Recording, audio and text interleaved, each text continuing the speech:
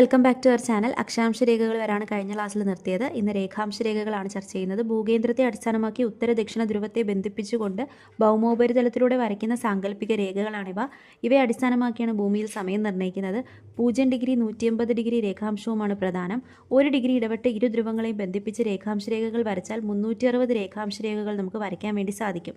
0 degree രേഖാംശ രേഖയാണ് നമ്മൾ prime Meridian എന്ന് പറയുന്നത്. ലണ്ടന് സമീപമുള്ള ഗ്രീനിച്ച് സ്ഥലത്തൂടെ കടന്നു പോകുന്നത് കൊണ്ട് ഗ്രീനിച്ച് രേഖ എന്നും പറയുന്നു.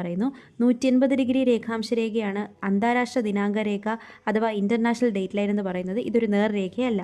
പ്രൈം മെറിഡിയനെ അടിസ്ഥാനമാക്കി കിഴക്കേ അർദ്ധഗോളമെന്നും പടിഞ്ഞാറേ അർദ്ധഗോളമെന്നും തിരിക്കാം. ഗ്രീനിച്ച് രേഖയ്ക്ക് കിഴക്കുള്ളവ കിഴക്ക് രേഖാംശവും പടിഞ്ഞാറുള്ളവ പടിഞ്ഞാറ് രേഖാംശവും. ഭൂമിയിൽ കൃത്യമായി സ്ഥലം നിർണ്ണയിക്കുന്നത് അക്ഷാംശ രേഖാംശ രേഖകളെ അടിസ്ഥാനമാക്കിയാണ്. ഇന്ത്യയുടെ സ്ഥാനം അക്ഷാംശം 8 ഡിഗ്രി വടക്ക് 38 ഡിഗ്രി വടക്ക്, രേഖാംശം 68 ഡിഗ്രി കിഴക്ക് 98 ഡിഗ്രി കിഴക്ക്.